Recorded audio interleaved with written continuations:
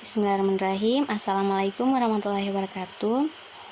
Perkenalkan, nama saya Windy Makatemu dari Prodi Pendidikan Kimia Universitas Negeri Gorontalo. Kali ini saya akan membahas tentang materi tanaman transgenik dan juga materi vaksin. Materi pertama yang akan saya jelaskan yaitu tanaman transgenik. Jadi, tanaman transgenik ini pertama kali dibuat pada tahun 1973 oleh Herbert Boyer dan Stanley Cohen. Secara sederhana, tanaman transgenik ini dibuat dengan cara pengambilan gen-gen baik pada makhluk hidup lalu disisipkan pada tanaman. Biasanya, penyisipan dilakukan menggunakan vektor atau perantara dengan menggunakan bakteri Agrobacterium tumefaciens.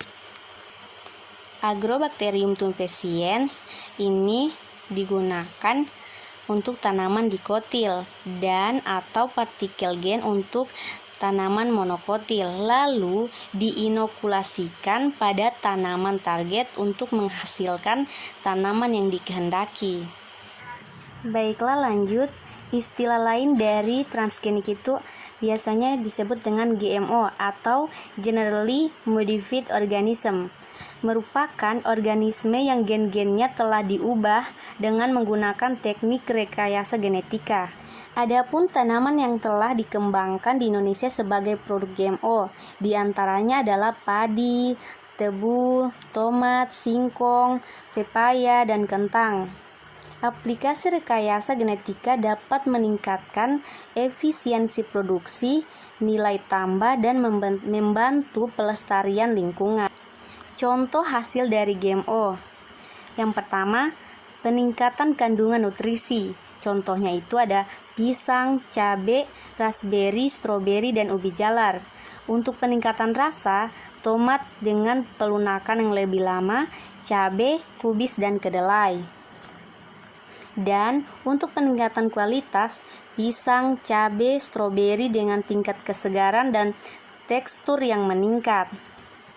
Untuk mengurangi alergen, polong-polongan dengan kandungan protein alergenik yang lebih rendah. Contoh selanjutnya yaitu kandungan bahan berkhasiat obat. Tomat dengan kandungan likopen yang tinggi, antioksidan untuk mengurangi kanker. Bawang dengan kandungan alisin untuk menurunkan kolesterol. Padi dengan kandungan vitamin A dan besi untuk mengatasi anemia dan kebutaan. Tanaman untuk produksi vaksin dan obat-obatan untuk mengobati penyakit manusia. Yang terakhir, tanaman dengan kandungan nutrisi yang lebih baik untuk pakan ternak dan lain-lain.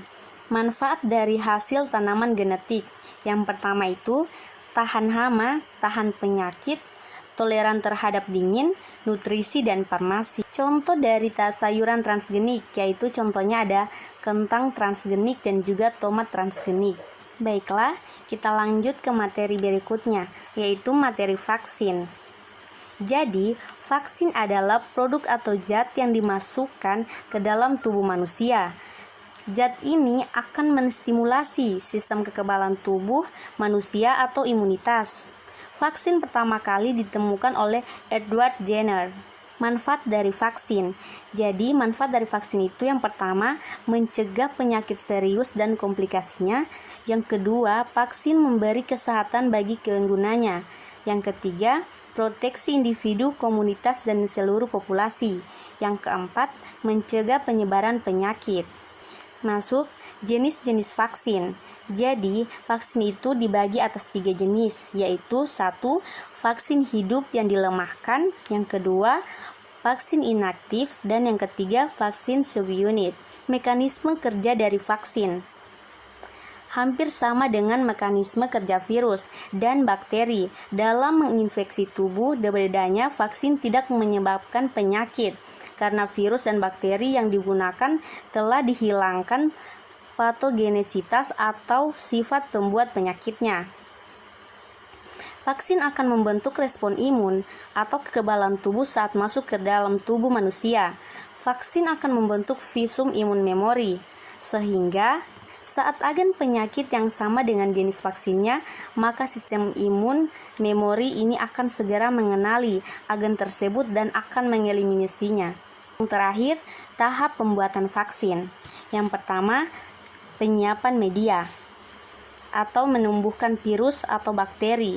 Yang kedua, inokulasi dan kultivasi, yaitu penanaman virus atau bakteri pada media yang sudah dimurnikan. Yang ketiga, proses panen. Yang keempat, proses pemurnian atau menghilangkan zat yang tidak relevan untuk produk vaksin. Yang kelima, inaktivasi atau pelemahan atau inaktivasi virus atau bakteri. Yang keenam, formulasi atau memurnikan dengan zat tambahan.